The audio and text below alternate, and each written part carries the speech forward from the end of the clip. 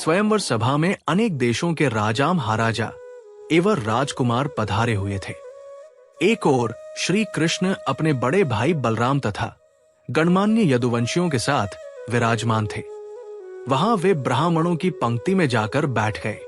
कुछ ही देर में राजकुमारी द्रौपदी हाथ में वरमाला लिए अपने भाई धृष्टद्युम्न के साथ उस सभा में पहुंची।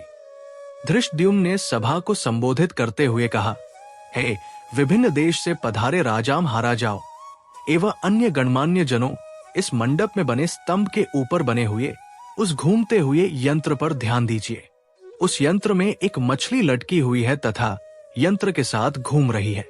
आपको स्तंभ के नीचे रखे हुए तैलपात्र में मछली के प्रतिबिंब को देखते हुए बाण चलाकर मछली की आंख को निशाना बनाना है। मछली की आंख में सफल निशाना लगाने वाले से मेरी बहन द्रौपदी का विवाह होगा। एक के बाद एक सभी राजा महाराजा राजकुमारों ने मछली पर निशाना साधने का प्रयास किया, किंतु सफलता हाथ न लगी और वे कांतिहीन होकर अपने स्थान में लौट आए। इन असफल लोगों में जरासंध, शल्य, शिशुपाल तथा दुर्योधन, दुशासन आदि कौरव भी सम्मिलित थे। कौरवों के असफल होने पर दुर्योधन के परम मित्र कर्ण ने मछली को निशाना बनाने के लिए धनुष उठाया, किंतु उन्हें देखकर द्रौपदी बोल उठी, ये सूत पुत्र है, इसलिए मैं इसका वरण नहीं कर सकती। द्रौपदी के वचनों को सुनकर कर्ण ने लज्जित होकर धनुष बाण रख दिया। उसके पश्चात ब्राह्मणों की पंक्ति से उठकर अर्जुन ने निशाना लगाने के लिए धनुष उठा लिया। एक ब्राह्मण को राजकुमारी के स्वयंवर के लिए उद्यत देख वहां उपस्थित जनों को अत्यंत आश्चर्य हुआ, किंतु ब्राह्मणों के क्षत्रियों से अधिक श्रेष्ठ होने के कारण से उन्हें कोई रोक न सका। अर्जुन ने तैलपात्र में मछली के प्रतिबिंब को देखते हुए एक ही बाण से मछली की आंख को भेद दिया। द्रौपदी ने आगे बढ़कर अर्जुन के गले में वरमाला डाल दिया। एक ब्राह्मण के गले में द्रौपदी को वरमाला डालते देख समस्त क्षत्रिय राजा महाराजा एवं राजकुमारों ने क्रोधित होकर अर्जुन पर आक्रमण कर दिया। अर्जुन की सहायता के लिए शेष पांडव भी आ गए और पांडवों तथा क्षत्रिय राजाओं में घमासान युद्ध होने लगा। श्री कृष्ण ने अर्जुन को पहले ही पहचान लिया था, इसलिए उन्होंने बीच बचाव करके युद्ध को शांत करा दिया। दुर्योधन ने भी अनुमान लगा लिया कि निशाना लगाने वाला अर्जुन ही रहा होगा और उसका साथ देने वाले शेष पांडव रहे होंगे। वारणावत के लाक्षागृह से पांडवों के बच निकलने पर उसे अत्यंत आश्चर्य होने लगा। पांडव द्रौपदी को साथ लेकर वहां पहुंचे जहां वे अपनी माता कुंती के साथ निवास कर रहे थे। द्वार से ही अर्जुन ने पुकारकर अपनी माता से कहा, माते, आज हम लोग आपके लिए एक अद्भुत भिक्षा लेकर आए हैं। उस पर कुंती ने भीतर से ही कहा, पुत्रों, तुम लोग आपस में मिलबांट उसका उपभोग कर लो। बाद में ये ज्ञात होने पर कि भिक्षा वधू के रूप में है, कुंती को अत्यंत पश्चाताप हुआ, किंतु माता के वचनों को सत्य सिद्ध करने के लिए कुंती ने पांचों पांडवों को पति के रूप में स्वीकार कर लिया। पांडवों के द्रौपदी को साथ लेकर अपने निवास पर पहुंचने के कुछ काल पश्चात उनके पीछे पीछे कृष्ण भी वहां पर आ पहुंचे। कृष्ण ने अपनी बुआ कुंती के चरण स्पर्श करके आशीर्वाद प्राप्त किया और सभी पांडवों से गलमिलोपचारिकताएं पूर्ण होने के पश्चात युधिष्ठिर ने कृष्ण से पूछा, हे द्वारिकाधीश, आपने हमारे इस अज्ञातवास में हमें पहचान कैसे लिया?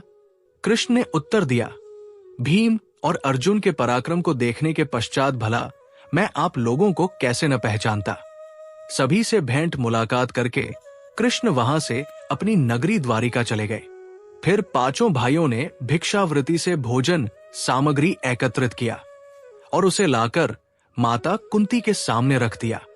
कुंती ने द्रौपदी से कहा, देवी, इस भिक्षा से पहले देवताओं के अंश निकालो, फिर ब्राह्मणों को भिक्षा दो, तत्पश्चात आश्रितों का अंश अलग करो।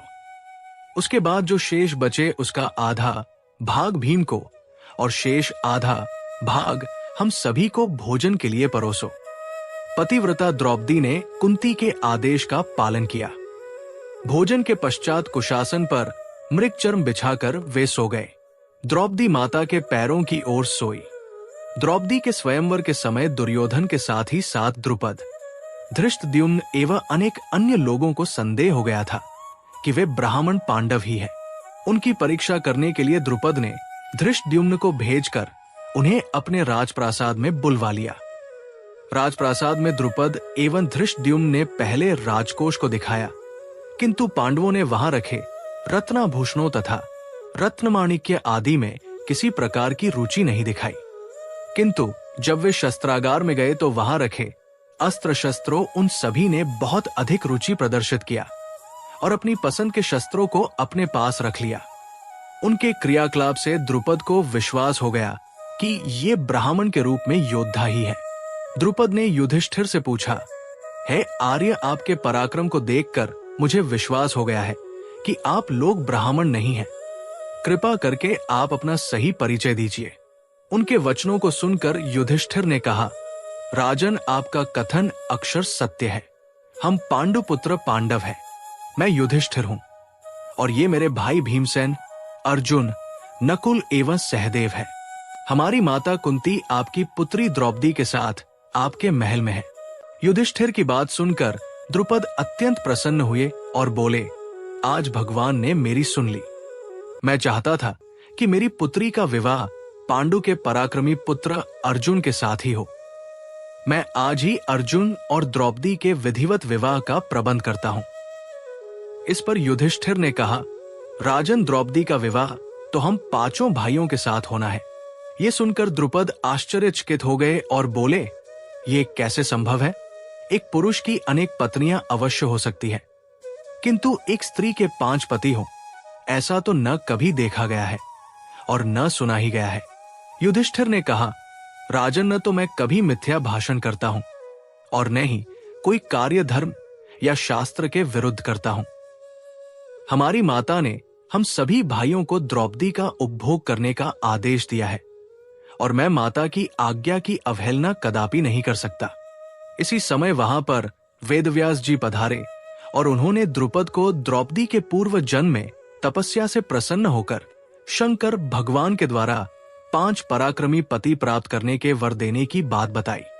वेदव्यास जी के वचनों को सुनकर द्रुपद का संदेह समाप्त हो गया और उन्होंने अपनी पुत्री द्रौपदी का पाणी ग्रहण संस्कार 5 पांडवों के साथ बड़े धूमधाम के साथ कर दिया। इस विवाह में विशेष बात यह हुई कि देवर्षि नारद ने स्वयं पधार कर द्रौपदी को प्रतिदिन कन्यारूप हो जाने का आशीर्वाद दिया। पांडवों के जीवित होने तथा द्रौपदी के साथ विवाह होने की बात तेजी से सभी ओर फैल गई। हस्तिनापुर में इस समाचार के मिलने पर दुर्योधन और उसके सहयोगियों के दुख का पारावार न रहा। वे पांडवों को उनका राज्य लौटाना नहीं चाहते थे, किंतु भीष्म, विदुर, द्रोण आदि के द्वारा धृतराष्ट्र को समझाने तथा दबाव डालने के कारण उन्हें पांडवों को राज्य का आधा हिस्सा देने के लिए विवश होना पड़ गया। विदुर पांडवों को बुला लाए। धृतराष्ट्र, द्रोणाचार्य, कृपाचार्य, विकर्ण, चित्रसेन आदि सभी ने उनकी अगवानी की और राज्य का खांडव वन नामक हिस्सा उन्हें दे दिया गया। पांडवों ने उस खांडव वन में एक नगरी की स्थापना करके उसका नाम इंद्रप्रस्थ रखा तथा इंद्रप्रस्थ को राजधानी बनाकर राज्य करने लगे।